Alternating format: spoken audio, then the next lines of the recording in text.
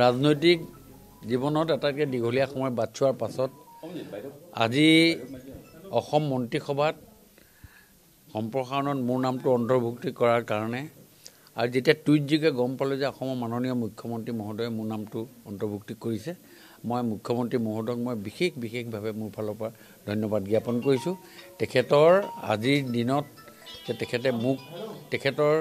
এই গুৰুত্বপূৰ্ণ স্থানত তেখেতে দিয়াৰ কাৰণে যি ব্যৱস্থা ল'লে তেখেতে উপযুক্ত বুলি ভাবি মোক যিখিনি ব্যৱস্থা হাতত ল'লে মই তেখেতক বিশেষভাৱে ধন্যবাদ দিছোঁ লগতে অসমবাসীক মোৰ ফালৰ পৰা মই শুভেচ্ছা জনাইছোঁ আৰু অসমৰ ৰাইজৰ প্ৰতি থকা দায়িত্ব ডিব্ৰুগড় সমষ্টিৰ পৰা বাঢ়ি গৈ গোটেই অসমখনৰ দায়িত্ব দিয়াৰ যি ব্যৱস্থা মুখ্যমন্ত্ৰী মহোদয়ে কৰিলে আৰু মই আজি আপোনালোকৰ জৰিয়তে মই অসমবাসীক জনাব খুজিছোঁ যে মোৰ যি দায়িত্ব সেই দায়িত্ব গত দিনবিলাকত মই যি ধৰণে পালন কৰিছিলোঁ এতিয়া সমগ্ৰ অসমখনৰ কাৰণে দেশখনৰ কাৰণে মই মোৰ ফালৰ পৰা মই পালন কৰিম ইয়াৰ জৰিয়তে মই অসমৰ মুখ্যমন্ত্ৰী আৰু ভাৰতৰ প্ৰধানমন্ত্ৰী নৰেন্দ্ৰ মোদী ডাঙৰীয়া আৰু আমাৰ গৃহমন্ত্ৰী অমিত শ্বাহ ডাঙৰীয়াকো মই বিশেষভাৱে ধন্যবাদ জনাইছোঁ সকলো সতীৰ্থ মন্ত্ৰী সকলো ডিব্ৰুগড়বাসী ৰাইজক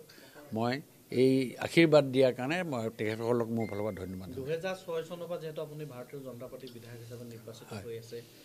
2016 2021 সকলোৱে আশা প্ৰকাশ কৰিছিল ডিব্ৰুগড়বাসীয়ে যে আপুনি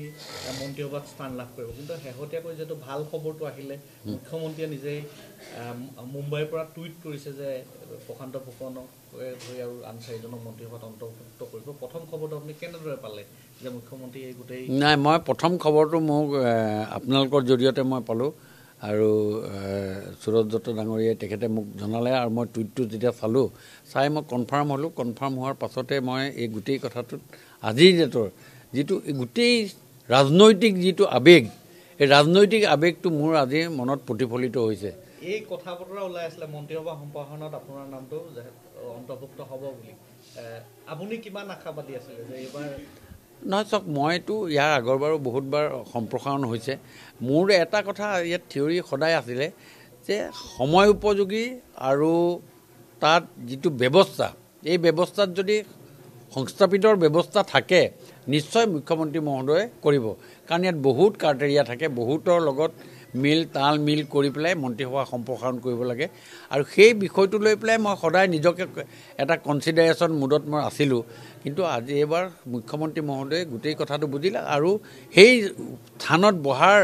যিটো সুযোগ সেই সুযোগ আৰু এটা ব্যৱস্থা হ'ল মই সেইকাৰণে মুখ্যমন্ত্ৰী মহোদয়ক পুনৰবাৰ মোৰ ফালৰ পৰা হিয়া বৰা লগ জনাইছোঁ ঘৰততো আপোনালোকে আছে দেখিছে দলৰ কাৰ্যকৰ্তাসকল আজি গোটেইখিনি আজি মানুহ যিমানখিনি আছে দলৰ কাৰ্যকৰ্তা আজি 99 চনৰ পৰা বিজেপিত আছোঁ 6 চনৰ পৰা বিধায়ক হৈ আছোঁ সকলোৰে মনত আশা আৰু সকলোৰে মনত মন্ত্ৰিত্ব নাপালে মনত এওঁতো প্ৰতিক্ৰিয়া মানে তেওঁ কৈছে যে আমি নিউজত দেখি আছোঁ কিন্তু অফিচিয়েলি কোনো খবৰ হোৱা নাই যেতিয়া টুইটটো পালে টুইটটো পোৱাৰ পাছত মুখ্যমন্ত্ৰী মহোদয় যেতিয়া টুইটটো পালে টুইটটো পোৱাৰ পাছত তেওঁ তেতিয়া বিশ্বাসো হৈছে আৰু তেওঁ মনত যথেষ্ট দেখুৱাই হোৱা নাই কিন্তু যথেষ্ট আনন্দিত হৈছে বুলি মই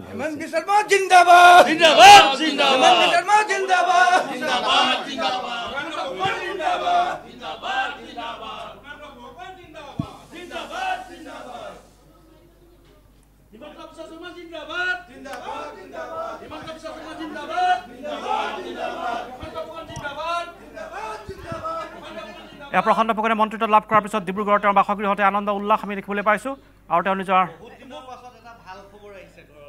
খুব আনন্দ লাগিছে 99 চনৰ পৰা ভাৰতীয় জনতা পাৰ্টিৰ সৈতে জড়িত হৈ আছে 2006 চনৰ পৰা বিধায়ক প্ৰতি মুহূৰ্তত আপুনি লগত আছে আজি প্ৰথম খবৰটো পাওঁতে কেনেকুৱা অনুভৱ হৈছে খুবেই আনন্দ লাগিছে আৰু খুব ভাল লাগিছে কাৰণ অসম চৰকাৰৰ ফালৰ পৰা আজি এইটো পদবী দিয়াৰ কাৰণে খুব আনন্দিত হৈছোঁ